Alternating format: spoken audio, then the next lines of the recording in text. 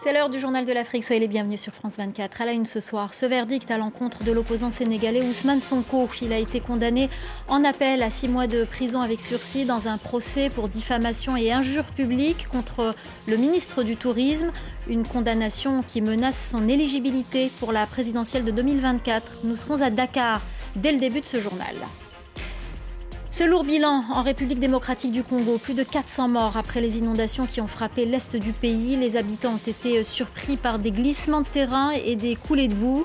La plupart étaient des déplacés venus de la province voisine du Nord Kivu, des familles qui avaient fui le M23. La correspondance à Kinshasa dans un instant. Les discussions sur une trêve au Soudan qui piétine en Arabie Saoudite. Les représentants des généraux rivaux ne parviennent pas à tomber d'accord. Sur le terrain, les combats se poursuivent et les populations continuent à fuir, notamment vers le Soudan du Sud. Nous serons à Djeddah dans ce journal. Le verdict est tombé. L'opposant sénégalais Ousmane Sonko a été condamné en appel à 6 mois de prison avec sursis dans le procès pour diffamation et injure publique contre le ministre du Tourisme. Il doit également verser aux plaignants 200 millions de francs CFA, soit 300 000 euros de dommages et intérêts. Nous retrouvons tout de suite à Dakar notre correspondante Sarah Sako. Sarah, bonsoir. Qu'en est-il de son éligibilité ? En fait, Ousmane Sonko risque l'inéligibilité en cas de condamnation définitive. Or, il peut encore faire appel de ce jugement, il peut en fait se pourvoir en cassation.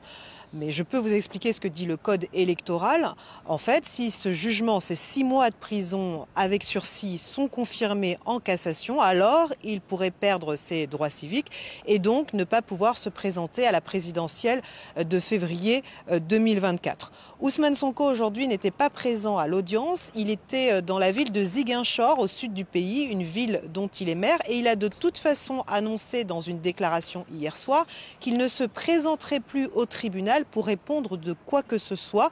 C'est une position qui fait partie de sa campagne de désobéissance civique à l'endroit de la justice sénégalaise. Alors du côté des réactions, après ce jugement en appel ce soir, on attend toujours la réaction du principal intéressé et de ses avocats qui pour l'instant se refusent à tout commentaire. Du côté du ministre du Tourisme, Mamba Ignan, son conseil a fait part à la sortie de l'audience de sa satisfaction. Je termine en rappelant qu'Ousmane Sonko est accusé de viol cette fois dans un autre procès qui est annoncé pour le 16 mai prochain. Merci beaucoup Sarah Sako et nous suivrons bien évidemment avec vous cette actualité judiciaire. Journée de deuil national en République démocratique du Congo. C'est encore l'est du pays qui est concerné. La région du Sud Kivu a été frappée par des inondations meurtrières. Plus de 400 personnes ont été tuées selon un bilan provisoire. De nombreuses victimes sont des déplacés qui ont fui la province voisine du Nord Kivu et les violences du M23. Les précisions à Kinshasa d'Aurélie Bazara-Kibangula avec les images de Justin Kabumba. Toute la journée, humanitaires et rescapés ont creusé, débarrassé les débris à la recherche de survivants. C'est le 4e jour que les recherches se poursuivent et les chances de retrouver des habitants encore en vie s'amenuisent. Des centaines de personnes sont toujours portées disparues selon la société civile. Alors on le voit sur ces images dans le territoire de Calais, dans le sud Kivu. C'est un paysage de désolation. Des villages entiers ont été détruits par les coulées de boue et glissements de terrain. Le bilan, toujours provisoire, fait état d'au moins 400 personnes décédées. Les habitants sont sous le choc. Mes frères sont morts dans ces inondations causées par la forte pluie. Plusieurs autres personnes sont mortes. Maintenant, nous sommes en train de les chercher avec nos propres moyens. J'ai perdu toute ma famille. Je suis la seule survivante. Je reviens ici dans notre village pour vérifier encore et encore si l'un des membres de ma famille a survécu. C'est un cauchemar. J'ai perdu 18 personnes. Personne n'a survécu, je n'y crois pas. Médecins sans frontières a dépêché une équipe d'urgence sur place. Les corps des victimes sont enroulés à la hâte dans des couvertures. Ils sont ensuite inhumés rapidement dans des fosses communes. Car selon les humanitaires, l'objectif est d'éviter la propagation de maladies, Calais étant déjà une zone endémique du choléra. Les blessés, eux, ont été évacués dans les hôpitaux à proximité. Les besoins sont énormes. Il faut des abris, des biens de première nécessité, des médicaments et de la nourriture selon les humanitaires sur place. Le gouvernement a dépêché une délégation pour apporter une aide d'urgence. Et puis toujours dans l'est de la République démocratique du Congo, cette promesse de l'Organisation des pays d'Afrique australe en sommet à Windhoek en Namibie. Les pays membres se sont engagés à envoyer des troupes dans l'est du Congo en proie à des violences, mais ils n'ont pas donné de date ni de détails sur les effectifs. Les Soudanais, toujours pris entre deux feux. Les combats entre les deux généraux rivaux se poursuivent sans qu'aucune trêve ne soit appliquée. À Khartoum, 5 millions d'habitants vivent pour la 4e semaine consécutive barricadés chez eux avec très peu de nourriture en stock. Pendant ce temps, en Arabie Saoudite, les discussions sur une trêve entre les représentants des belligérants piétinent. Les précisions de notre envoyé spécial à Djeddah, Bastien Renouille. Après 3 jours de négociations, il est toujours aussi complexe de comprendre ce qu'il se passe dans ces discussions à huis clos. Il y a très peu de choses qui ont filtré jusqu'à présent. Ce que l'on sait, c'est que les négociations ont très peu avancé entre l'armée et les forces de soutien rapide qui d'ailleurs ne se sont pas encore rencontrées. Ils parlent à des médiateurs qui vont donner des informations à l'autre partie, mais jamais ils ne se sont croisés. Pour l'instant, ce que l'on sait, c'est qu'il n'y aura pas d'accord de paix. Il est encore trop tôt, selon l'armée et les forces de soutien rapide. L'objectif, c'est de mettre en place un cessez-le-feu humanitaire, car il est de plus en plus urgent d'apporter de l'aide aux populations les plus touchées, à Khartoum, dans la région du Kordofan et dans la région du Darfour. Martin Griffiths, le secrétaire général adjoint des Nations Unies, a d'ailleurs fait le déplacement. Il était à Port-Soudan la semaine dernière. Il est arrivé ici à Djeddah dimanche pour essayer de peser sur ces négociations. Impossible de savoir si pour l'instant cela a été le cas ou pas. Mais voilà, il est de plus en plus urgent de pouvoir apporter de l'aide humanitaire aussi bien à Khartoum que dans la région du Darfour. À Khartoum, des millions de personnes sont encore coincées dans la ville, souvent sans eau, sans électricité, sans nourriture. 70% des hôpitaux de la capitale au moins ont été détruits ou sont inutilisables à l'heure actuelle car ils sont occupés par des forces armées. Donc il est vital de pouvoir transporter cette aide humanitaire sur place aussi rapidement que possible. Et sur le terrain, des dizaines de milliers de personnes affluent vers le Soudan du Sud. Selon les estimations du HCR, environ 90% de ces personnes y sont originaires. Elles avaient fui il y a une dizaine d'années. Aujourd'hui, elles fuient toujours, mais en prenant le chemin inverse. Caroline Lambolé. De longues heures sur la route, leurs affaires emballées à la hâte.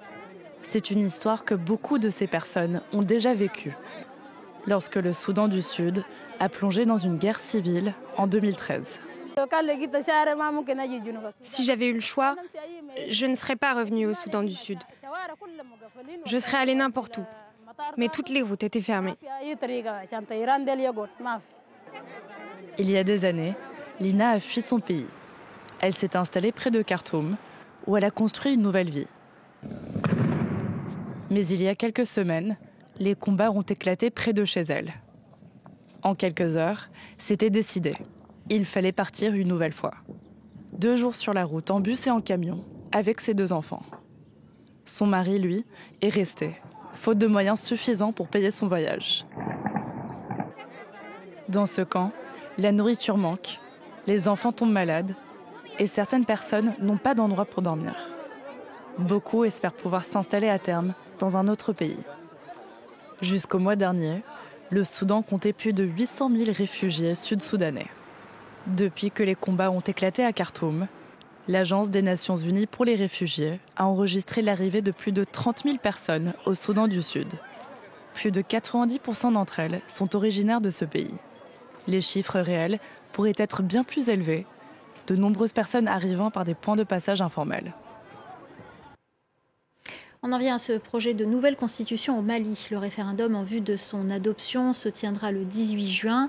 Mais une plateforme d'opposition a appelé à rejeter ce vote. Elle remet en question la légitimité du processus électoral et son intérêt.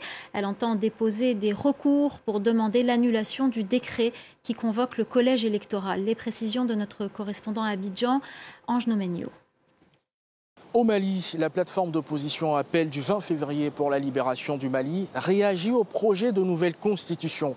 La plateforme a vu le jour le 20 février dernier. C'est un regroupement de partis politiques, de membres de la société civile, de magistrats et d'avocats, avec pour objectif d'œuvrer à un rapide retour des civils au pouvoir.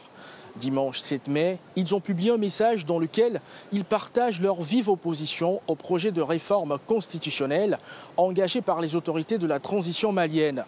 Ce projet de constitution renforce les pouvoirs du président de la République. Écoutons Cheikh Koné, coordinateur général de l'Alliance Appel du 20 février pour sauver le Mali. Cette transition n'avait pas pour mission de bouleverser le pays. Et les problèmes étaient parfaitement connus. Ce n'était pas un problème de constitution, mais vouloir tout bouleverser en parlant même de refondation. Mais qu'est-ce qu'il y a à refonder? On refonde quelque chose lorsque ce n'est pas bon, mais à partir du moment où on n'a rien à reprocher à notre constitution, je ne peux pas comprendre que des individus qui n'ont pas de telle mission puissent nous aventurer et nous mettre dans une aventure aussi périlleuse que ça. Dans le même temps, ce week-end, une vingtaine d'organisations maliennes de la société civile, dont la CMA de l'imam Diko, se sont également liguées contre cette initiative. De leur côté, les autorités de transition n'ont pas encore réagi officiellement. Avant de se quitter, on vous parle de l'autisme. Selon l'Organisation mondiale de la santé, environ un enfant sur 100 présente un trouble du spectre autistique. Parfois, les caractéristiques sont détectées dès le jeune âge, mais souvent l'autisme n'est diagnostiqué que bien plus tard.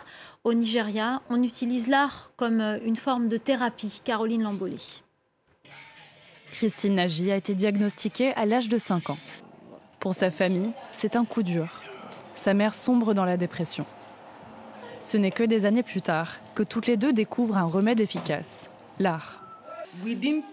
Elle s'est mise à peindre et au bout de 3 semaines, Christine a commencé à parler. Elle a recouvré la parole et a retrouvé son calme. Elle a changé de comportement, elle a commencé à avoir confiance en elle, à prendre conscience d'elle-même. Elle a construit un soi. C'était incroyable. L'art guérit vraiment. Désormais, leur maison est tapissée des œuvres de Christine. Mère et fille sont devenues des avocates de l'art-thérapie. Chaque année, elles organisent des événements pour des enfants autistes dans les bidonvilles de Lagos. Alors que les enfants regardent Christine peindre, des animateurs tentent d'enseigner aux parents des nouvelles façons d'interagir avec leurs enfants, en faisant preuve de plus d'acceptation et d'inclusion. Une aubaine pour ces familles, pour qui les ressources sont limitées. Beaucoup de parents se plaignent que c'est trop cher de prendre un prof spécialisé pour les enfants ayant des troubles de l'apprentissage. C'est cher parce que le matériel que nous utilisons coûte cher. Parfois, on fait appel à des artisans, par exemple, pour improviser des choses que nous avons vues à l'étranger. Selon l'Organisation mondiale de la santé, environ un enfant sur 100 présente un trouble du spectre autistique. Parfois, les caractéristiques sont détectées dès un jeune âge, mais souvent, l'autisme n'est diagnostiqué que bien plus tard. Voilà, c'est la fin du Journal de l'Afrique. Restez avec nous dans quelques instants, la suite de Paris Direct avec Audrey Racine.